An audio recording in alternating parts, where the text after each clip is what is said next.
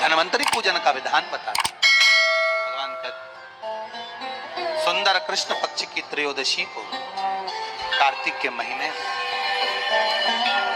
धन्वंतरी देव का पूजन, धनतेरस का पूजन माना। एक सुंदर भूमि पर देसी गाय का गोबर से लीपन कर कर, अगर गाय का गोबर ना मिले सुंदर जल से लीपन कर कर, वहां एक सुंदर चौक को पूर कर, आप सभी को ज्ञात होगा कि चौक पूरने में रंगोली का प्रयोग नहीं होता। आप लोगों को मालूम होगा चौक पूरने में आटा और हल्दी का प्रयोग। आटे हल्दी का प्रयोग क्यों होता है? क्योंकि आटा समृद्धि को बढ़ाता है, लक्ष्मी वैभव को बढ़ाने वाली हल्दी होती है। इसलिए जब चौक पूरा जाता है भूमि पर, तो चौक पूरते समय आटा हल्दी का प्रयोग करते हैं। थोड़ा सा चावल का दाना या गेहूं का दाना रख दिया जाता है, उसके ऊपर एक सुंदर चौकी लगाएं, चौरंग लगाएं, पाटा लगाएं, उस पाटे पर एक सुंदर लाल वस्त्र धारण करा दें, लाल वस्त्र बिछा दें। एक थाली लें, उस थाली पर कंकु से, रौली से, कुंकू से गिला कर स्वस्तिक का निर्माण करें। स्वस्तिक का निर्माण कर कर घर में अगर चांदी का सिक्का हो, अगर चांदी का सिक्का नहीं हो, चांदी का कॉइन नहीं हो, तो अपने घर का 1 का सिक्का, 2 का सिक्का, 5 का सिक्का, 10 का सिक्का, जो भी आपके घर में हो वो कॉइन ले लें महाराज, उसको थाली के अंदर रख दें स्वस्तिक के ऊपर। फिर उसका स्मरण करें, आटे के 7 दिए बनाएं, एक थाली में, एक प्लेट में रख लें, घी के दिए बनाएं और उसमें सुंदर बाती को लगाएं। ध्यान दीजिएगा, इसमें जो बाती लगेगी वो लंबी बाती लगेगी। लक्ष्मी जी की पूजन में जितनी भी बाती लगे वो लंबी लगे। महाराज घी के दिए लगा दें 7, सातों दियों को प्रज्वलित कर लें, प्रकट कर लें। एक दिया तेल का लगा दें।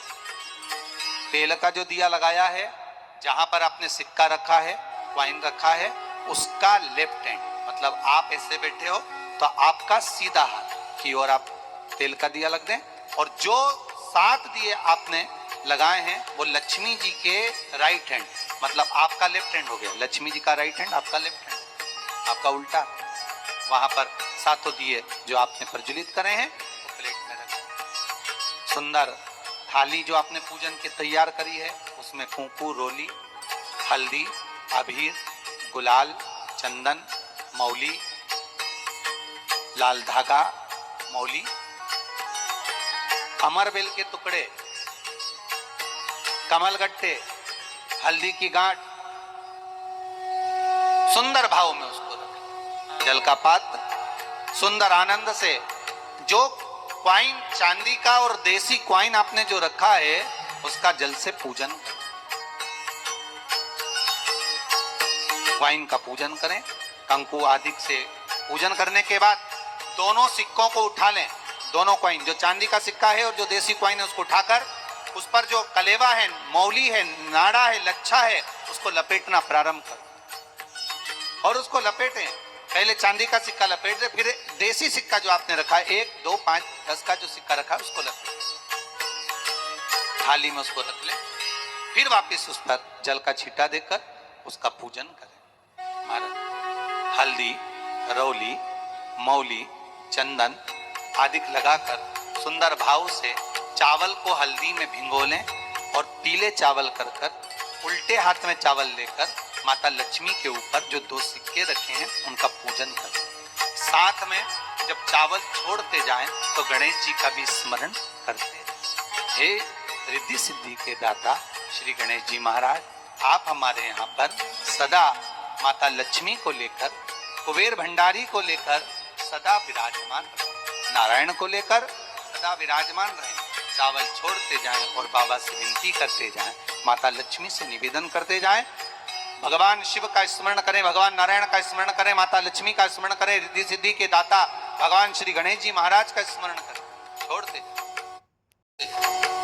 जब चावल पूर्ण छोड़ दे में पूजन पूरी तरह से हो जाए, तब महाराज 7 सुंदर आनंद से अमरबेल के टुकड़े, अमरबेल वृक्ष पर एक पीले कलर की बेल चलती है, पीली, उसमें पत्ते नहीं होते, वो किसी भी वृक्ष पर डली रहती, वो अमरबेल कहलाती। ये अमरबेल लक्ष्मी पूजन में, समृद्धि के लिए, मकान के मुहूर्त के समय पर, गृह प्रवेश के समय पर बहुत कार्य हमारा। ये अमरबेल को पानी की जरूरत भी नहीं पड़ती, आप रूप किसी वृक्ष पर डाल दी जाए वो अपने आप फलती चली जाती। उसी तरह हमारे यहाँ भी हम भगवान से यही प्रार्थना करते हैं, जैसे अमरबेल बिना पानी पड़े भी किसी भी वृक्ष पर डाल दी जाए पनपती जाती है, बढ़ती चली जाती है। ऐसे हमारे घर में बेबहू लक्ष्मी बढ़ती जाए। अमरबेल के 7 टुकड़े, कमल गट्टे 7, हल्दी की गठान 7, माता लक्ष्मी को समर्पित कर। दोनों हाथों में हल्दी पिसी हुई लीजिए और माता लक्ष्मी के ऊपर उसे चढ़ाना प्रारंभ कर दीजिए।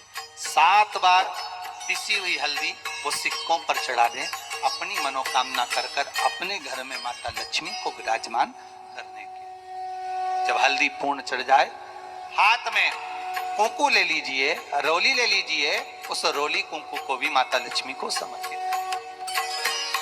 तब इसके पश्चात सुंदर जो भी घर में मिष्ठान हो, मीठा हो, नहीं हो, शक्कर हो, गुड़ हो, मिश्री हो, जो भी आपके पास में हो, खड़ी शक्कर हो, वो भगवान को, माता लक्ष्मी को भोग रख दीजिए। अगर कुछ मीठा बना हो तो मीठा रख दीजिए। महाराज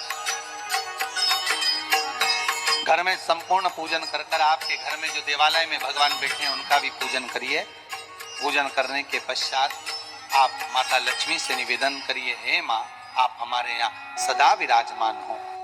पूजन करने के बाद जो 7 दिए आपने प्लेट में रखे हैं, थाली में रखे हैं पूजन के लिए, घी के उन 7 दियों से माता लक्ष्मी की आरती उतारिए। उन 7 दियों से माता लक्ष्मी का पूजन करिए। माता लक्ष्मी से विनती करिए, माँ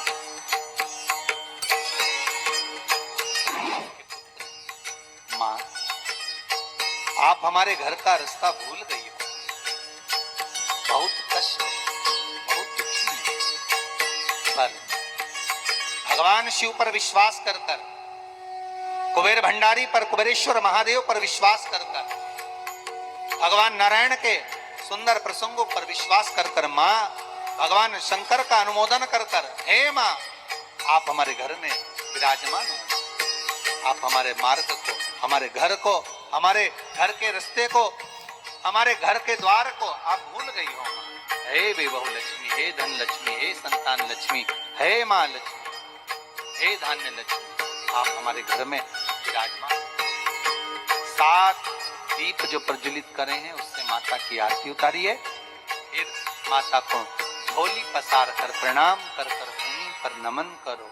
जब झोली पसार कर प्रणाम करें, झोली को अपनी ओर गिरा लें और माता को नमन कर कर जो 7 दिए आपने लगाए हैं उन 7 दिए को अलग अलग स्थान पर ले जाकर, जैसे घर के हॉल में, एक रसोई घर में, एक जहां पर आप लक्ष्मी रखते हो उस स्थान पर, एक घर के द्वार के पास में, एक तुलसी के क्यारे के पास में, ऐसे अलग अलग 7 स्थान पर उन दीप को रख दिया है। एक भगवान का जहां पूजन हुआ है, लक्ष्मी की जहां आराधना करिए, एक दीप वहां पर भी रखा जाए। जो तेल का दिया लग रहा है उसके पास माता का, माता लक्ष्मी से निवेदन करिए, हे मां सागर करुणा सागर, आप भगवान विष्णु के साथ विराजमान, आप भगवान नारायण के साथ में हमारे यहाँ सदा विराजमान हो माँ, ऐसी कृपा कर।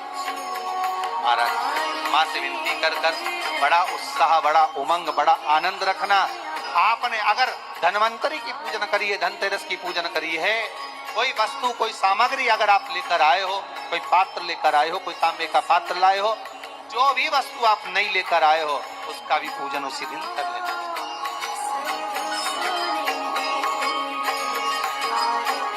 उसका भी, ये लक्ष्मी, अगर आप धनवंतरी का पूजन करते हो, धनतेरस का पूजन सुंदर कार्तिक के महीने की कृष्ण पक्ष की त्रयोदशी को अगर आप कर रहे हो तो ये लक्ष्मी भले मेरे साथ वैकुंठ में जाकर रहे, पर लक्ष्मी का एक अंश तुम्हारे घर से कभी नहीं जाएगा, वो सदा विराजमान रहेगा। ऐसी है मां धन्वंतरी की पूजा।